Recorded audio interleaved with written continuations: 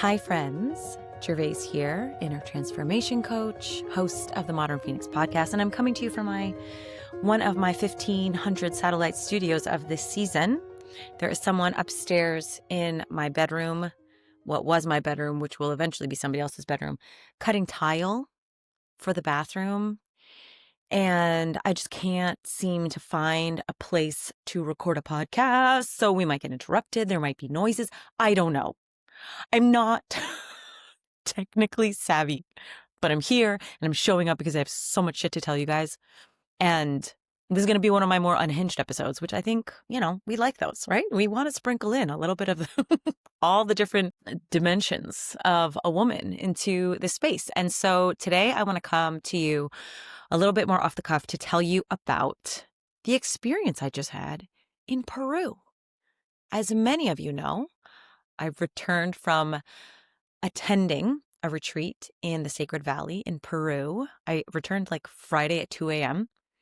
And then Saturday at 2 p.m. I was at my cousin's wedding, which then went until Saturday, 2:30 a.m.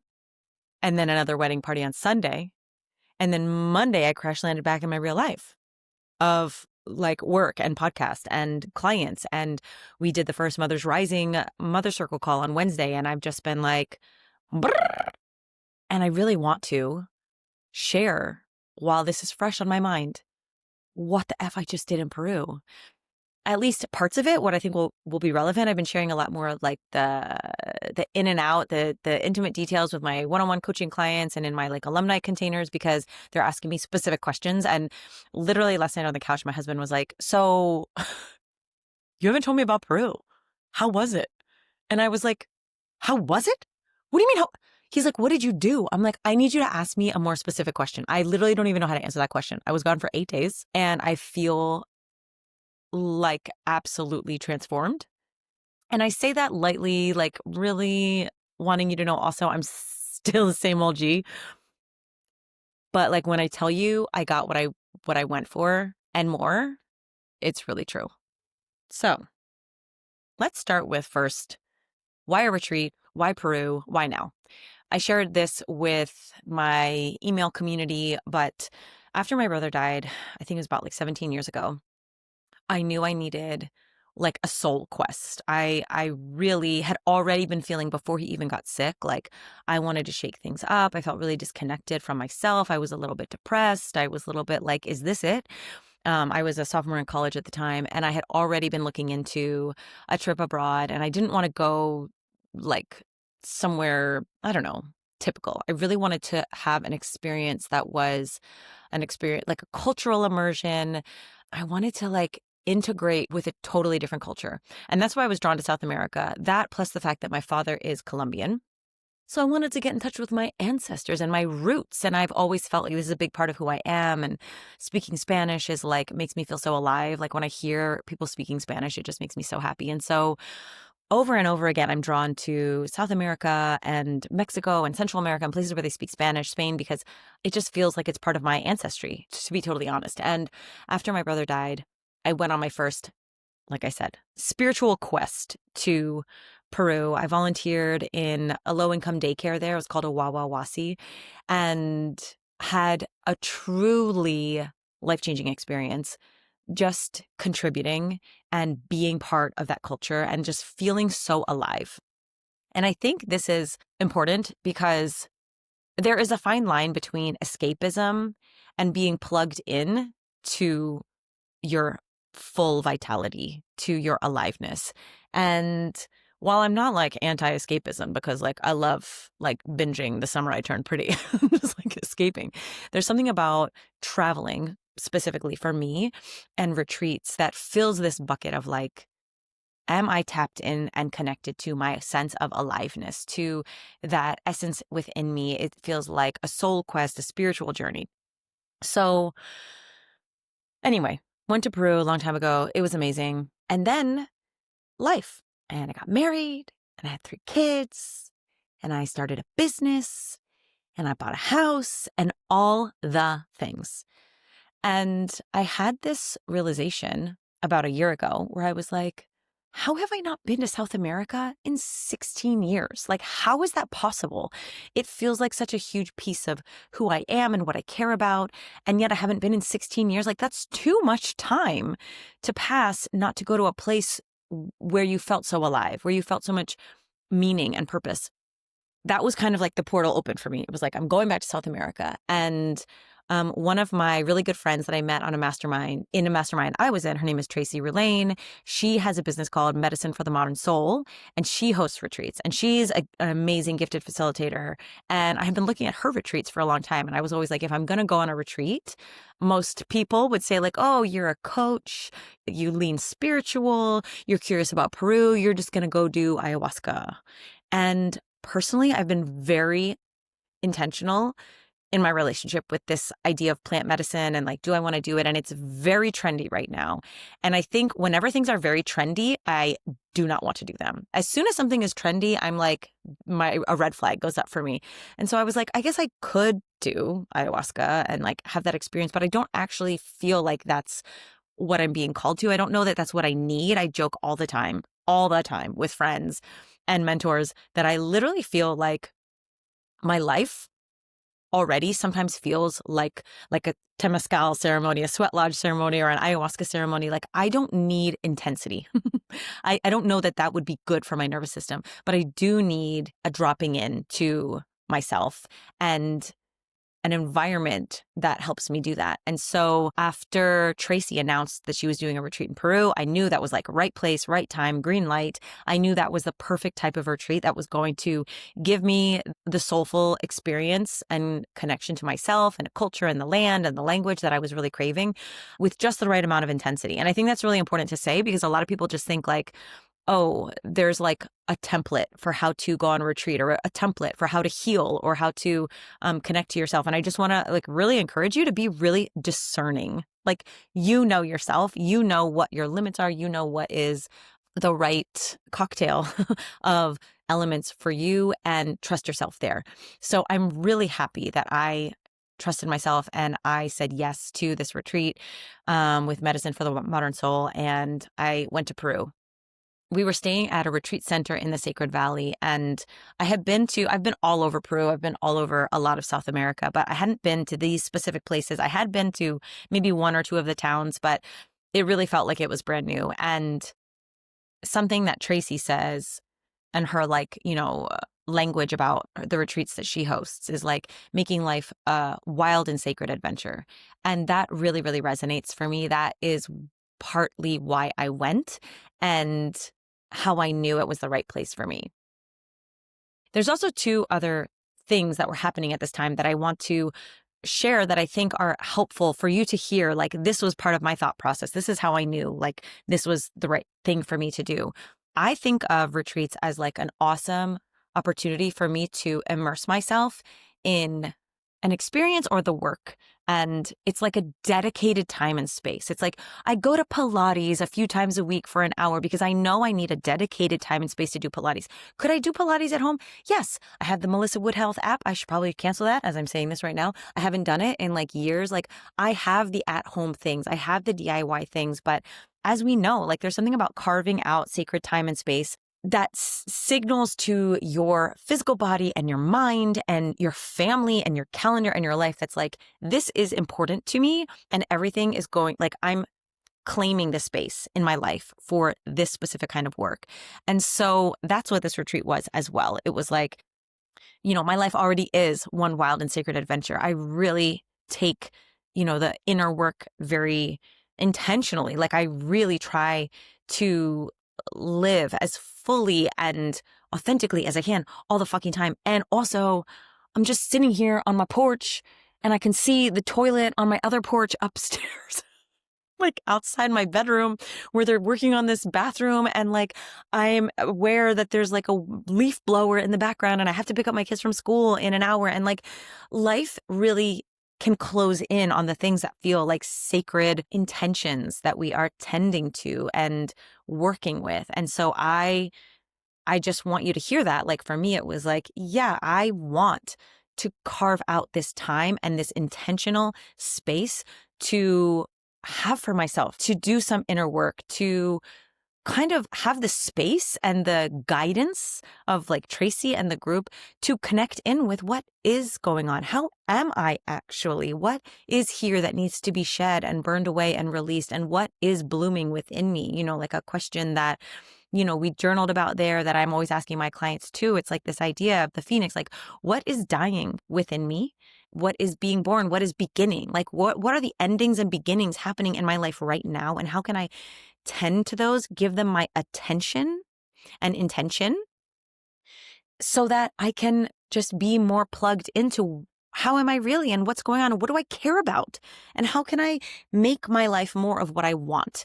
And I think, focalizing really taught me like to live your life with intention and know what is your intention everywhere you go, everything that you do. And like, I think going on a retreat with this intention is so, so helpful and makes it so much more powerful and potent. So on top of all of this, like this is just, to me, it just felt like hygiene, like energetic, emotional, mental, spiritual hygiene. I facilitate retreats. I have a retreat coming up in November. So I don't want to just, tell you, you should work with me. You should buy this thing from me that I'm offering and then not walk the walk and show you that, no, I'm also prioritizing these things in my life. I am not just like peddling something that I don't deeply believe in and invest in and prioritize myself, because I just think that would be super inauthentic. So it's like, yeah, come to my retreat on Isle of Palms in Charleston, November 6th through 9th, and bring your own intentions and bring your own inner work and create the space and the time and hire somebody to help you do your spiritual Pilates because this is work that works, right? This is something that really helps. So anyway, the other thing that was happening at the same time for me was, as we all know, I've been very public about my journey with my daughter's health with her pandas. It started in the second grade and now she's in the fourth grade, and a lot changed for me as a person, as a woman, when I became the mother of a child with, I don't want to say like special needs or like a health condition, but like, I don't know. Let's just say, if you know, you know.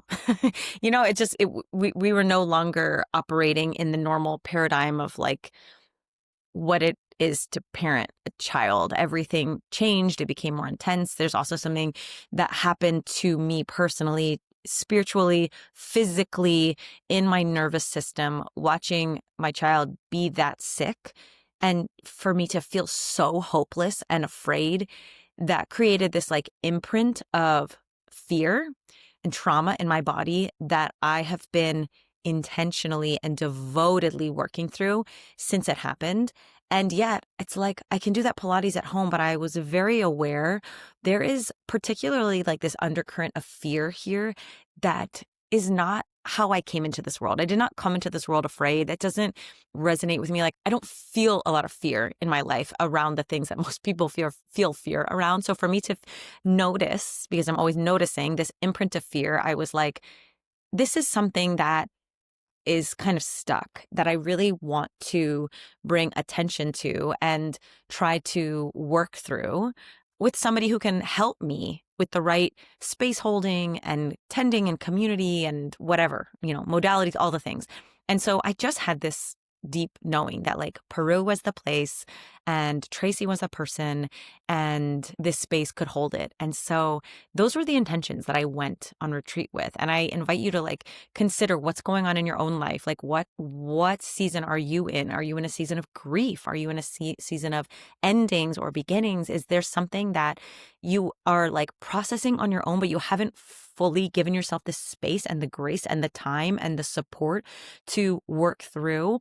And please know that like nobody works through these things alone. Like it's not natural. Like healing happens in community. And that's another like a thread that's woven through this whole podcast and the retreat that I attended and the retreats that I host. And I'm not going to get too into it because I feel like I'll go off on too many tangents, but just know that like we are not meant to heal alone in a vacuum. Like relational healing is part of it. Like something happens alchemically when you are supported by a circle of women, by facilitators and mentors and other women on the Phoenix path. And that helps you let it go, even just 10%. And it's important that you don't put all this pressure on yourself to just DIY your spiritual Pilates at home and let it go 100% and be totally transformed without the support that healing requires. And so I went with much resistance and a lot of, scheduled Tetrising, and it felt hard to get to Peru between what's going on with the home renovation and like even just packing. I was like, I couldn't even find my stuff. Like it was crazy. And also I knew this is it. There's going to be resistance on the way there. And that's normal because I haven't done something like this for myself in a really long time and I'm overdue. And this is just maintenance and it's hygiene and it's so fucking important. And how uncomfortable it feels and the resistance I feel is not an indication that I'm going the wrong way.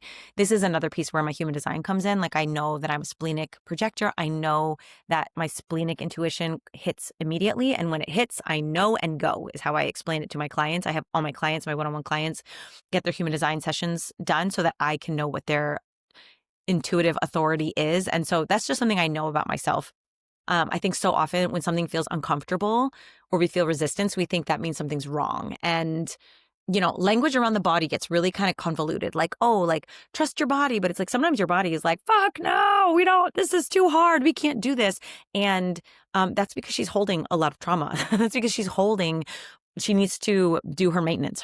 She needs to release and have some hygienic support, shall we say, right? And so it's more complex than just like notice what your body is saying. Sometimes it's a multi-pronged approach. And for me, my human design intuition coming in and letting me know immediately, like Peru, this is it, was very important and got me over that finish line, got me over the threshold. And I did feel this feeling of like going to Peru is a threshold. This is like a moment for me. There's going to be a before Peru and an after. So those were like my intentions for going in. Those were the things that I went in to work on, what I knew was going to happen in the space. And I would say it was a combination of, the way the retreat was crafted to the community and like the relationships and safety and trust and connection I felt with the other people on retreat, plus the land, plus the spiritual connection, plus the ceremony we went through. Like it was a combination of everything that created this experience for me where I texted my husband like the day I was coming home and I was like, I will never be the same. I feel so fundamentally transformed by this experience. But I also think there's something about having the space, having the intention, trusting myself, knowing that it mattered and I deserved it and it was important, and knowing what I was there to work through really made a big difference. There was several opportunities for us, whether in circle or there was like a grief ceremony, a fire ceremony, where it was an invitation to reflect on. And sometimes we shared aloud. Sometimes it was just for our self-reflection, like, what am I here to do? What needs to be said? What needs to be let go of? And for me, it was like my fear, like, wow, there is a lot of fear here from being the parent of quote unquote a sick kid who I say that I don't talk about her that way now. And I don't believe that she's like a sick kid, but I'm just going to paraphrase there. And I knew that I had to let it go a little bit. And we did this fire ceremony.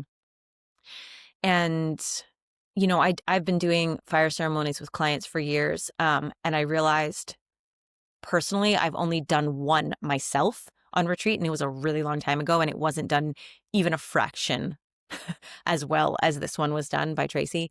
And when I tell you, I sat in front of that fire and I felt what my body was holding in relation to my fear and my anxious attachment to my child and my anxious attachment to the people that I love and all the reasons that was there and how it wasn't bad or wrong, but it was old. It was holding me back. It was slowing me down. It was kind of clogging up my system. It wasn't me. And so when I sat in front of the fire and committed to letting that go 10%, connecting with my body and my energetic body and just imagining giving that fear and that anxious attachment to the fire. I mean, like I ugly cried into that fire. It was such a visceral experience. It was so intense for me and it was so cathartic and needed. Like how often do we have these intentional places to even notice what the body is holding, to even notice what has accumulated, over life. Life does that. I mean, I'm not unique here. Like everybody has their own things that they're growing through, and, the pain or the struggles or the suffering that they're accumulating, even if you just look at the world at large and the suffering there.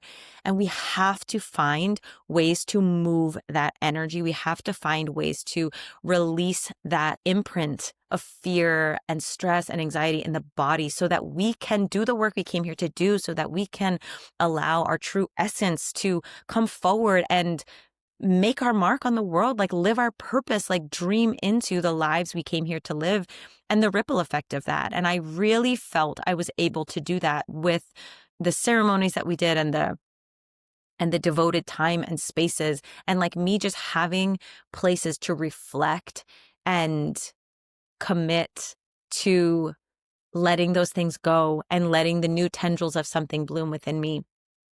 There's also something that happens when you're in person with women in these types of formats. I know I've seen it a million times and I've experienced it, where it's like you just drop in out of small talk so quickly. It's like you'll do an exercise. I remember there's like this exercise we did. What was it? It was like, oh, who am I? Huh, this one is great. I've done this before.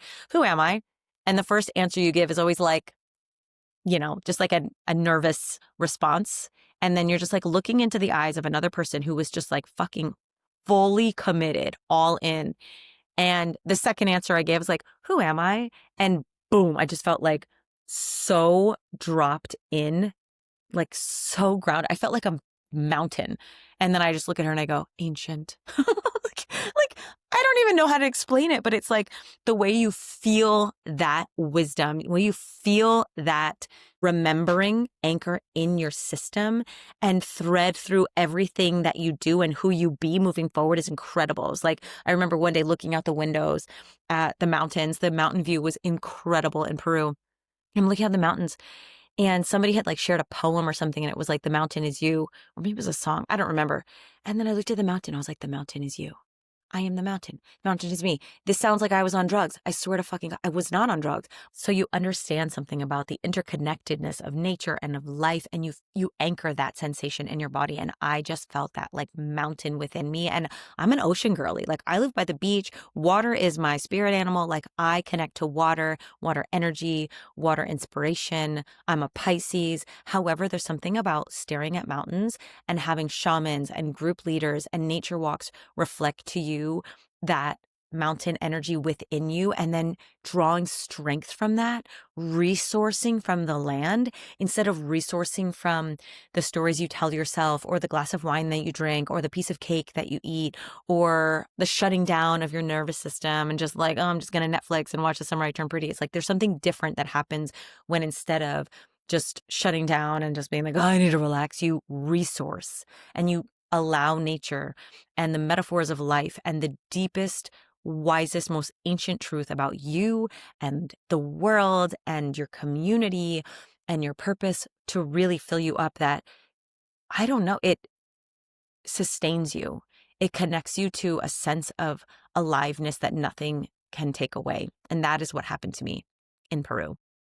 And I think the last thing about a space like this is you're encouraged to be as you are and not put on a costume or put on a performance. And there's so many ways that we mask and hide and perform in our daily lives that we don't even think about, because it's just conditioned ways of being a woman or just a person, that disconnect us from who we truly are and our true medicine. And I think the final thing that I am leaving Peru with was like a real deep understanding of the medicine I bring the world, and how, yeah, I'm really good at my job. I've worked over a decade to really master the craft of holding space. And also a lot of that was in reaction to what I did not have as a child.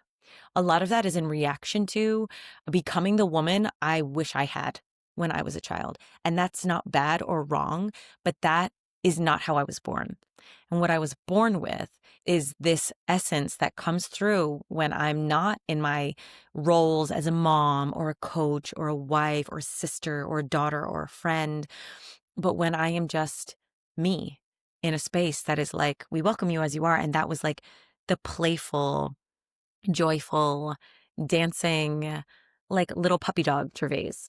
And the juxtaposition of feeling this really strong, centered mountain inside of me, that rooted, anchored mountain sensation, while also connecting to my medicine in the world, which is my lightness, my playfulness, my how I just came into the world dancing. And if you know me, like I just fucking love a dance party so much and always have and always will.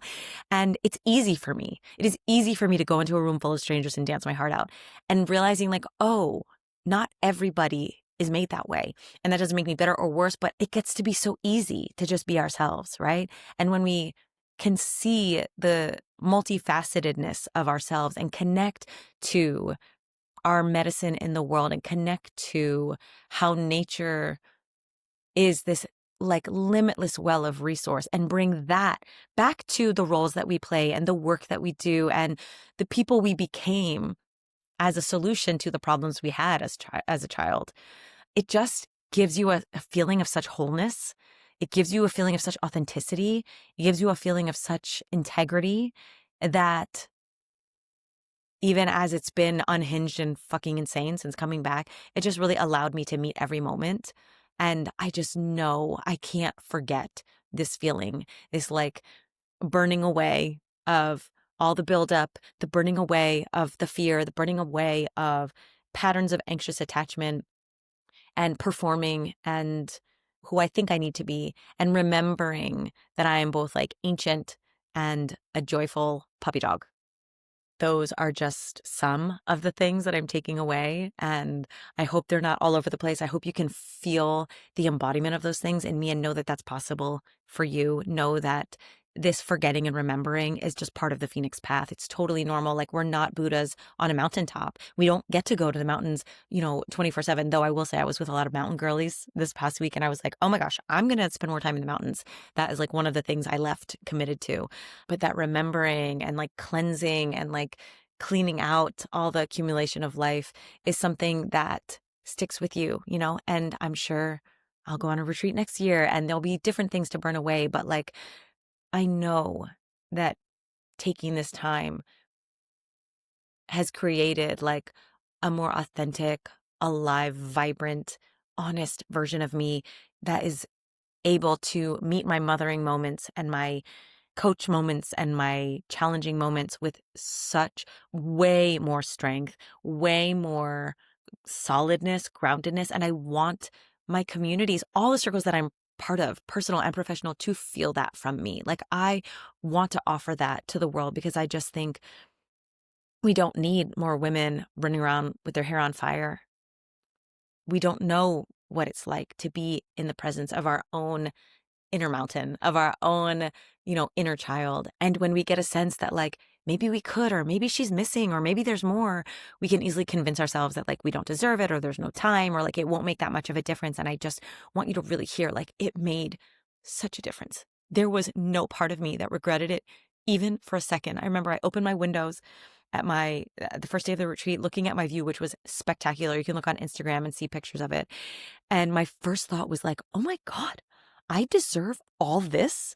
And I could feel like an old story telling me I didn't deserve it, but I knew it wasn't true.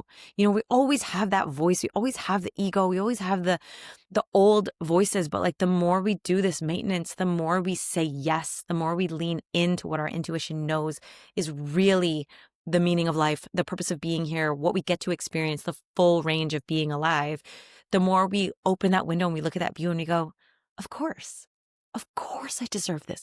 This is part of being alive. This is it. And we all get to have it.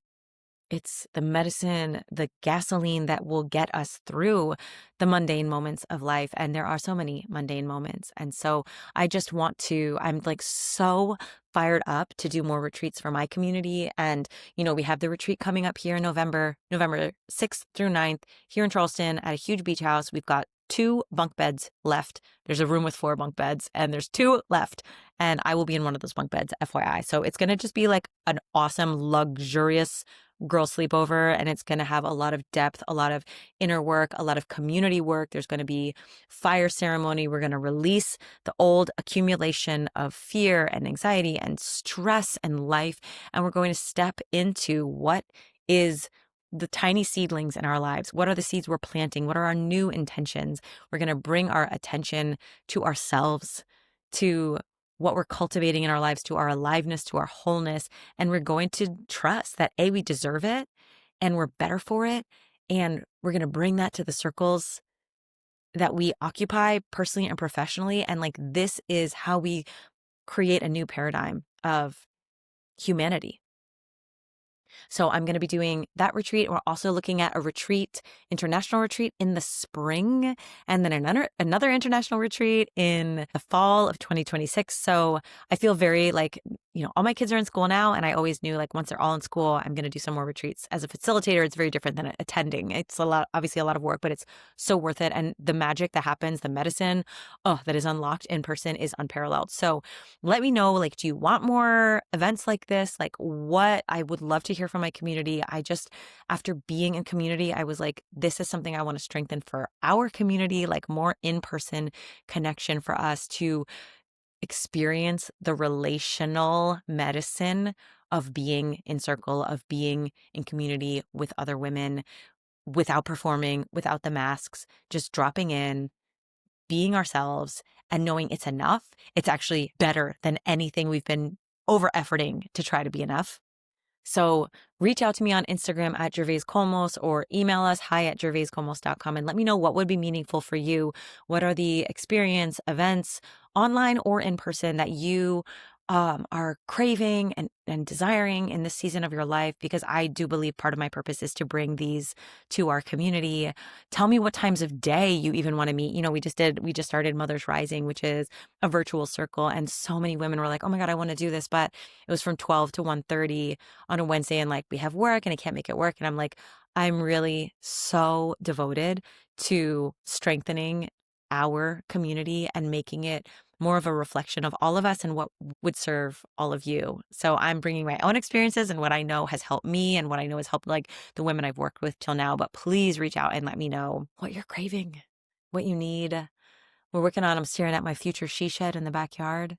It currently it looks abandoned with a ladder inside, but it's going to be fucking cute in a couple months.